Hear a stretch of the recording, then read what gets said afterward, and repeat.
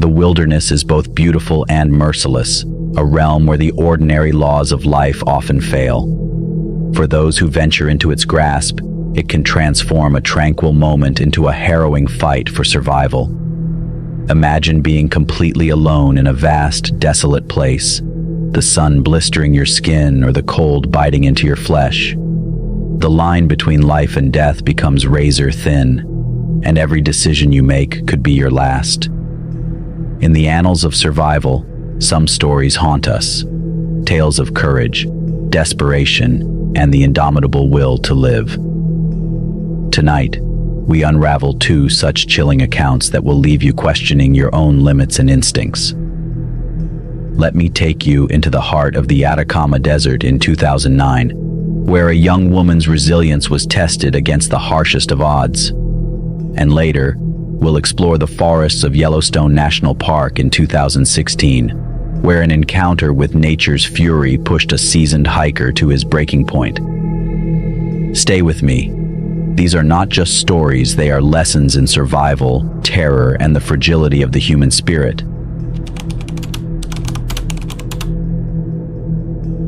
The Atacama Desert, a place of surreal beauty and unforgiving extremes, is often called the driest, non-polar desert on Earth.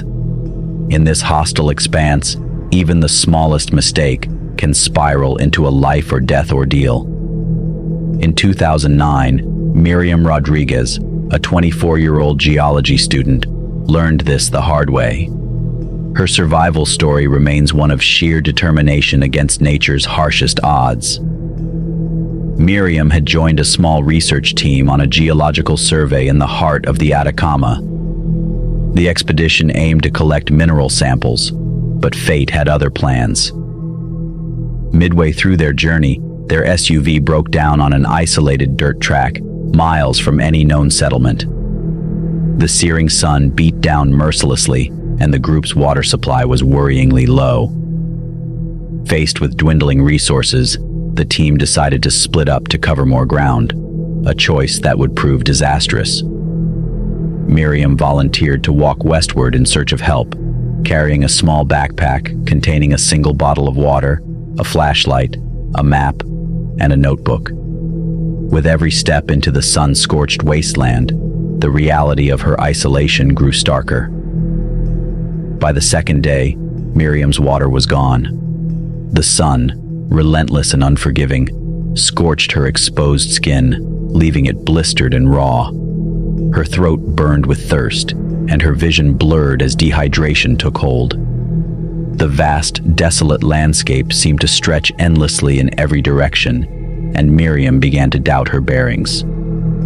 As night fell, the desert's temperature plummeted. Without sufficient clothing, she shivered uncontrollably, her body racked with pain. The darkness brought an eerie silence, broken only by the occasional rustle of unseen creatures. Miriam huddled against a rock for warmth, her flashlight flickering weakly until it finally went out. On the third day, hallucinations began.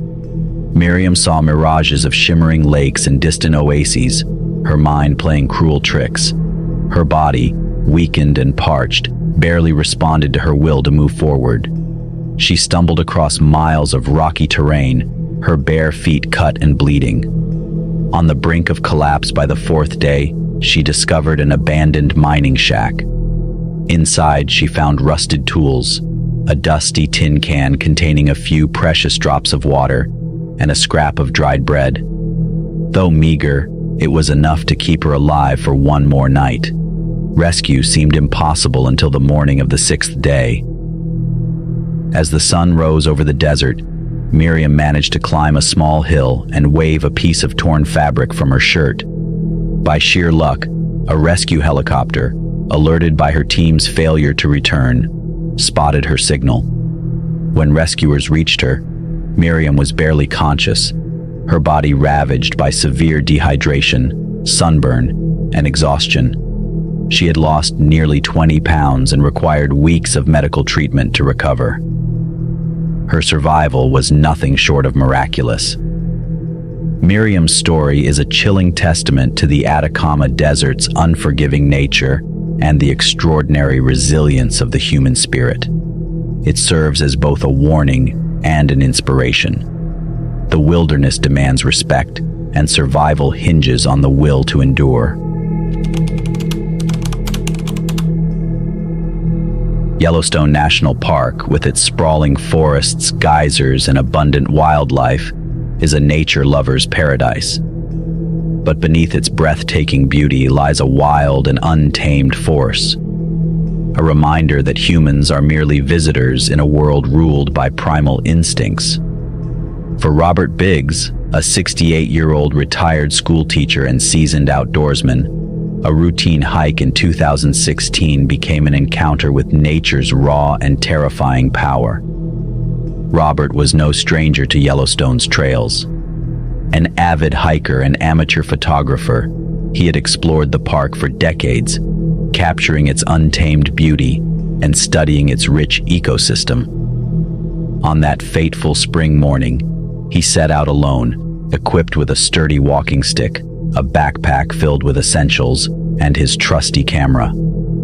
His destination was a remote trail known for its breathtaking views and frequent wildlife sightings. After hours of hiking, Robert paused to rest near a ridge overlooking a valley. From this vantage point, he spotted a black bear and her 2 cubs grazing in the distance. As a respectful observer of nature, he stayed far back, using his camera's zoom lens to capture the scene. The sight of the bear family filled him with awe. Little did he know, another predator had its eyes on him. As Robert turned to continue his hike, the forest seemed to come alive with an unsettling energy. The hair on the back of his neck stood up, a primal warning. Moments later, a rustling in the underbrush was followed by an ear-splitting growl. Before he could react, a mountain lion lunged at him with astonishing speed, knocking him to the ground. The force of the attack sent his walking stick flying, and his backpack absorbed the brunt of the lion's claws as it pinned him down. Adrenaline surged through Robert as he fought back, punching and kicking with all his strength. The mountain lion, undeterred, snarled and snapped at his face, its amber eyes locked onto him with predatory intent. Just as Robert's strength began to wane, an unexpected ally appeared. The black bear he had observed earlier charged into the fray, its thunderous growls echoing through the forest. The mountain lion, caught off guard, turned to face the bear. What followed was a brutal clash of predators, each fighting for dominance. The bear's powerful swipes forced the lion to retreat, and after a few tense moments, the big cat slinked away into the woods. Shaken and bleeding, Robert lay on the ground, struggling to process what had just happened. The bear, seemingly satisfied, returned to its cubs and disappeared into the trees. Despite his injuries, a dislocated shoulder, deep claw marks on his back, and a mild concussion, Robert knew he couldn't stay in the wild, vulnerable and alone. Summoning every ounce of strength, he managed to stand and begin the arduous 3-mile hike back to his car. The journey was excruciating. Each step sent waves of pain through his battered body, and he had to stop frequently to catch his breath. The forest, once a source of peace and inspiration, now seemed ominous, its shadows filled with imagined threats. Robert forced himself to focus, knowing that giving in to fear or fatigue could be fatal. When he finally reached his car, he drove himself to the nearest ranger station, where he received immediate medical attention. Later, at the hospital, doctors marveled at his survival, noting that the lion's claws had narrowly missed vital arteries. Robert's ordeal quickly became the stuff of legend, shared among hikers, wildlife enthusiasts, and survivalists. Many were amazed not just by his resilience, but by the extraordinary intervention of the black bear. Some speculated that the bear's maternal instincts drove it to defend him, mistaking him for a threat to her cubs. Others saw it as a rare example of interspecies intervention, where the natural order of predator and prey was momentarily suspended.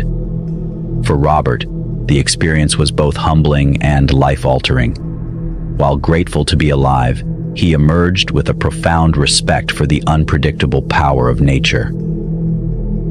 "You think you're prepared," he later said in an interview, "but the wild has its own rules. It reminds you how small and fragile you really are." Today, Robert still hikes, though he no longer ventures alone into remote areas. He carries his walking stick, a new one, sturdier than the last, not just as a tool but as a symbol of survival. His story is a vivid reminder of nature's duality, its capacity for both breathtaking beauty and unrelenting danger. The wilderness is a place of wonder, but it demands humility. For those who dare to explore it, Robert's tale is a sobering lesson, one that underscores the importance of vigilance, respect, and, above all, a will to endure the unimaginable. The wilderness doesn't discriminate, it tests everyone, from the unprepared to the seasoned explorer. The stories of Miriam Rodriguez and Robert Biggs remind us of the fragility of human life and the immense power of nature. If you ever find yourself venturing into the wild, remember these stories. Stay alert, plan ahead, and never underestimate the forces of nature. The wilderness is as beautiful as it is merciless, and survival depends on preparation and instinct. If these stories gave you chills, leave a like and share your thoughts in the comments. Would you have survived in Miriam's shoes or Robert's predicament? Subscribe for more gripping tales of survival, mystery, and the unknown. And remember, sometimes the only thing standing between life and death is a single choice. Stay safe out there.